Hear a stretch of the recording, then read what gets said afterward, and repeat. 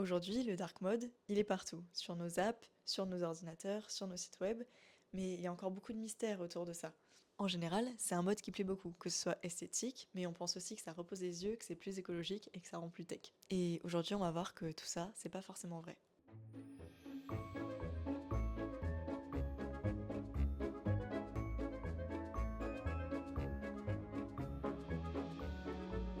Le mythe le plus répandu à propos de ça, c'est que c'est plus écologique. Alors ça c'est vrai, mais que sur les écrans OLED. Sur ce type d'écran, les pixels noirs s'éteignent complètement. Moins de lumière égale moins d'énergie. En revanche, sur les écrans LCD, qui éclairent toute la dalle, là l'impact est quasiment nul. Donc non, le dark mode ne sauvera pas la planète. Ce qui pèse vraiment dans l'empreinte carbone du site web, ce sont les vidéos auto-lancées, les images trop lourdes et les sites mal optimisés.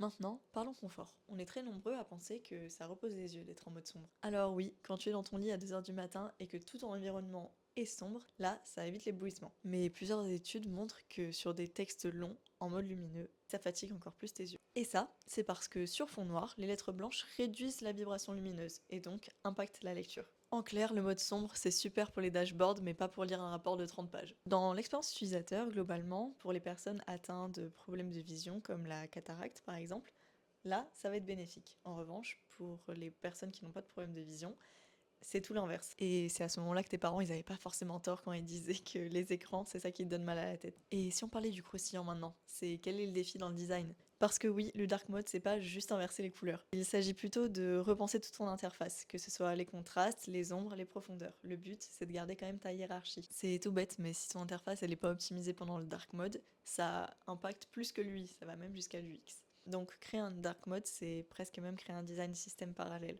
C'est super intéressant, mais assez complexe. Ça peut paraître évident, mais il est important de laisser le choix à l'utilisateur et de ne pas imposer le mode sombre. Un exemple pour ça, c'est l'application de SNCF Connect qui avait mis tout son interface en mode sombre. Peut-être pour un côté esthétique, mais là, pour scanner les billets, ça posait des problèmes. Ce qui est assez embêtant pour l'une des fonctions principales de l'application. Le dark mode, c'est pas une tendance à suivre. C'est un choix d'expérience utilisateur qu'il faut concevoir avec soin. Et si t'as envie d'en savoir un petit peu plus, on a un article sur notre site de la Grande Ourse qu'on te met en bio.